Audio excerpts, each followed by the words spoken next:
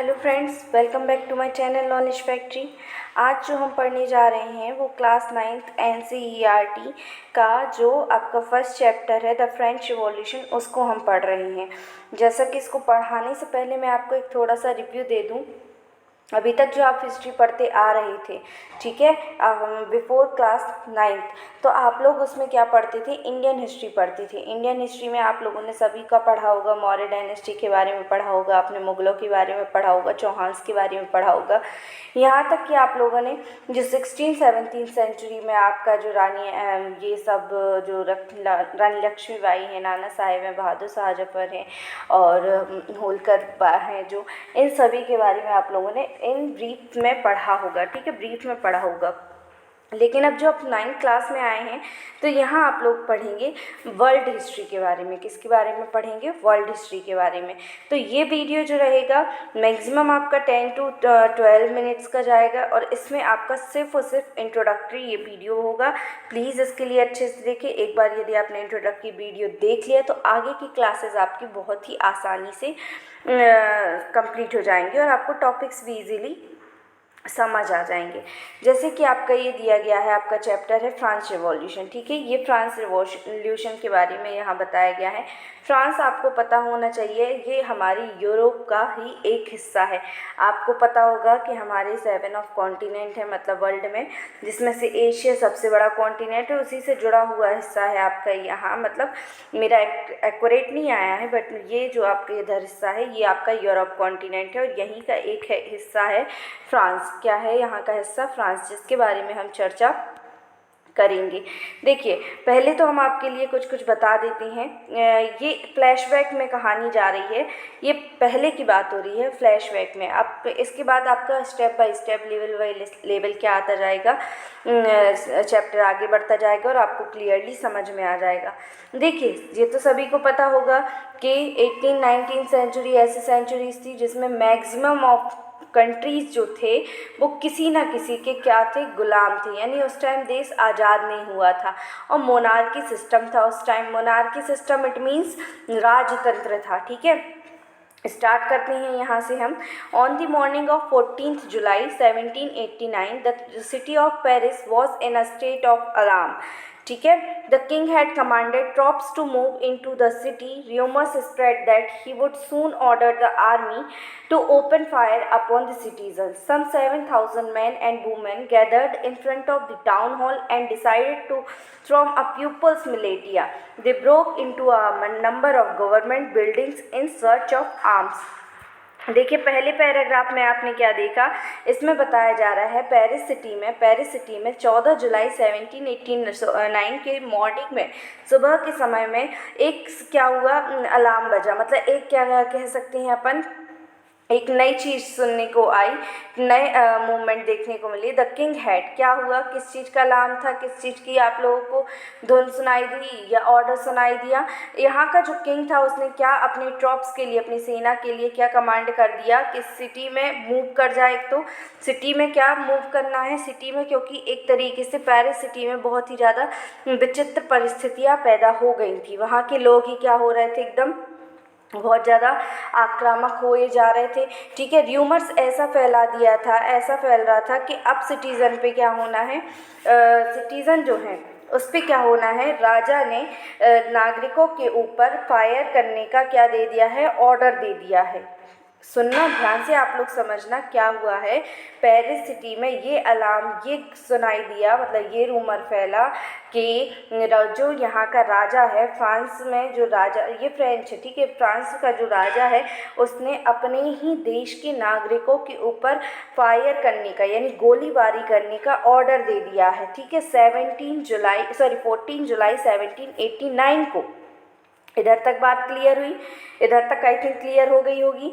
जिसमें से किन किन पे फायर होनी है? जिनमें से कुछ 7,000 मैन और उनमें वुमेन शामिल थे और वो क्या हो गए थे? In front of the town hall. और उन्होंने बोला था, देखिए, सम 7,000 man and women gathered in front of town hall and decided to form a pupils militia. They broke into a number of government buildings in search of arms.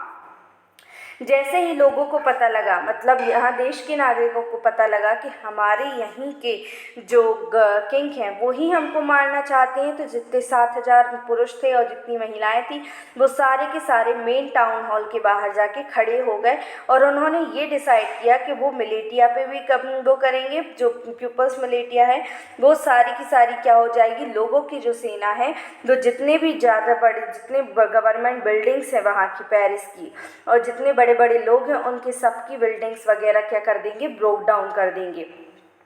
ठीक है, ये हुआ था फ्रांस रिवॉल्यूशन में। उसके बाद देखिए क्या हुआ होता है, finally a group of several hundred people marched towards the eastern part of city and stormed the fortress prisoner the Versailles where they hoped to find hoarded ammunition. In the armed fight that followed, the commander of the Versailles was killed, the prisoner released. Though there was only 7 of them, yet the Versailles was hated by all because it stood for the despotic power of the king. The fortress was demolished and its stone fragments were sold in the markets to all those who wished to keep a souvenir of its destruction. क्या हुआ, finally बाद में पूरा group जो सैकड़ों लोगों का group बना हुआ था उन्होंने एक मार्च निकाला, मतलब जो आंदोलन टाइप का करते हैं वो किया उन्होंने, और वो पेरिस सिटी के ईस्टर्न पार्ट में जाके उन्होंने क्या कर दिया, धरना प्रदर्शन कर दिया। जो किले में बंधक बने हुए थे, जो जेली थे, मतलब वर्साइल पेरिस के किले का नाम है जो लुई 16 का है। ठीक है, जो यहाँ कैदी हुए थे उन सभी को छुड़ा दिया गया। ठीक है, जिनमें से कुछ ही कैदी बच पाए थे, बाकी सबको छुड़ा दिया गया। और यहाँ तक कि वर्साइल से, मतलब उस किले से, और जो आम जनता थी वो क्या कर रही थी, एक तरीके से बहुत ज़्यादा नफरत कर रही थी। क्यों? क्योंकि वही किले में राजा रहता था और उसी राजा ने और वहीं की जनता को मारने का ऑर्डर दे दिया था। इसके कारण सभी लोगों ने मिलके उस किले के लिए क्या कर दिया, फोड़ तोड़ दिया, वहाँ तोड़ फोड़ मचा दी। और यहाँ तक कि देखिए आप सभी को पता होगा कि ये जो रॉयल थिंग्स होती हैं, रॉयल आपका शाही घराना, शाही महल, शाही वस्तुएँ ETC ये सब जो चीज़ें होती हैं वो अपने आप में क्या होती हैं, ब्रांड होती हैं या बहुत महंगी होती हैं। तो लोगों को क्या हुआ, उस टाइम खाने पीने की बहुत तंगी थी। ये सब चीज़ें अभी आपके लिए आगे पता चलेगा, इतना सुन लीजिए। तो उन लोगों ने वहाँ तोड़ फोड़ करके पूरे ईंट पत्थर निकाल के और ये लेके बेच के और फिर अपना क्या करने लगे थे, खाने लगे थे। इस वजह से देखिए थर्ड आपको पैरा में समझ आएगा, the days that followed some more writing both in Paris and the countryside. क्योंकि उस टाइम पे क्या हो रहा था, बहुत ही वो फैली हुई थी, व्याप्तियाँ फैली हुई थी कंट्री में भी और सिटी में भी। Most people were protesting against the high price of bread. इस टाइम पे क्या हो गया था, एकदम सूखा वगैरह पड़ गया था, जिसके कारण, और इसी टाइम पे यहाँ की पॉपुलेशन राइज हो गई थी, जिस कारण यहाँ खाने को भी लोगों को कुछ नहीं मिल रहा था। यहाँ तक कि ब्रेड जो, मतलब जो रोटी होती है ना, उसका भी प्राइस इन्होंने बहुत हाई रेंज पे कर दिया था।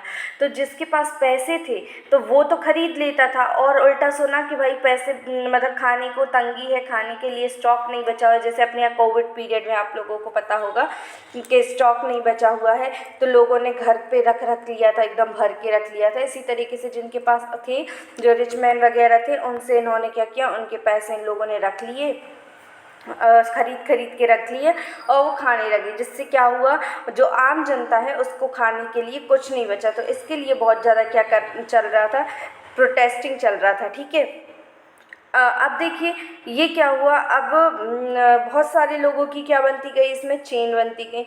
कुछ या इस टाइम पे हिस्टोरियंस भी थे जिन्होंने इसके बारे में डिस्क्राइब किया है। ठीक है, वो देखते हैं कि किस तरीके से एक अल्टीमेटली चेन शुरू हो गई है इवेंट्स की। मतलब कहना चाहिए एक के बाद, इस घटना से लेके एक के बाद एक लोग क्या कर रहे हैं, प्रोटेस्ट करते चले जा रहे हैं। अब उसका फ़ायदा क्या हो रहा है वो हम देखेंगे आगे। ठीक है, देखिए इधर लिखा हुआ है, they saw it as the beginning of a chain of events that ultimately lead to the execution of the king in France. Though most people at the time did not anticipate this outcome, how and why did this happen? वो कह रहे हैं कि ये जो यहाँ के लोग हैं, मतलब यहाँ की कंट्री के, फ्रांस कंट्री के जो लोग थे, उन्होंने ऐसा क्यों किया अपने ही देश के राजा के संग, ठीक है। ऐसा क्या हुआ था, कैसे हुआ था, ये सब जो है हम आगे वाले वीडियो में पढ़ेंगे। ये था एक इंट्रोडक्टरी वीडियो, जिसकी एक शॉर्ट समरी फिर से सुन लीजिए। जो आपका फ्रांस है, फ्रांस एक कंट्री है, माना कि ये हमारी फ्रांस एक कंट्री है। इसमें एक राजा था जो कि लुई 16 था। सुनने में ये आया 14 जुलाई 1789 की सुबह ये सुनने में आया कि यहाँ का जो किंग है उसने क्या कहा है कि अपने ट्रॉप्स के लिए, ट्रॉप्स मतलब जो वहाँ के सेना के सैनिक होते हैं, उनके लिए ये आदेश दे दिया है कि तुम जाओ और पूरे के पूरे जो कंट्री सिटीजन्स हैं उनके ऊपर गोलीबारी कर दो। भाई गोलीबारी की कोई नाम सुनेगा बिना कारण के तो वो भड़केगा कि नहीं भड़केगा। तो वहाँ की जनता भी क्या हो गई, भड़क गई, और उन्होंने क्या कहा, उल्टा ही जो कि 7,000 समथिंग लोग थे इकट्ठे, उल्टा उन लोगों ने ही जाके वर्साइल जो कि राजा का किला था उस पर अटैक कर दिया, ठीक है। और वहाँ के जितने बंदी वगैरह थे उनको भी खुलवा दिया, छुड़वा दिया, ये सब कर दिया, ठीक है। अब देखिए, अब जैसे ही पता लगा कि लोग उनके साइड आ रहे हैं तो लोगों ने, जो 7,000 वहाँ के सिटीजन्स थे, उन लोगों ने क्या कहा, हम पीपल मिलिटिया बनाएंगे, हम अपने लोगों की सेना बनाएंगे और हम जाके राजा के महल पे ही अटैक कर देंगे। तो गए और उन्होंने राजा के महल पे अटैक किया। अटैक करने के बाद उनके लिए क्या मिला, तो वो लोग वहाँ से जो कीमती कीमती चीज़ें वो उठा के बेचने लगे और उससे अपने लिए ब्रेड खरीदने लगे। इसलिए क्योंकि ब्रेड खाने के लिए उनके पास पैसे भी नहीं थे और ऊपर से भोजन की तंगी भी थी, जिसके कारण उनको ये सब करना पड़ा। तो अब ये क्वेश्चन निकल के आता है, ऐसा क्यों हुआ, क्या हुआ और ये कैसे हुआ, ठीक है, जिसके बारे में हम बात करेंगे नेक्स्ट क्लास में। Okay, thank you, thanks for watching.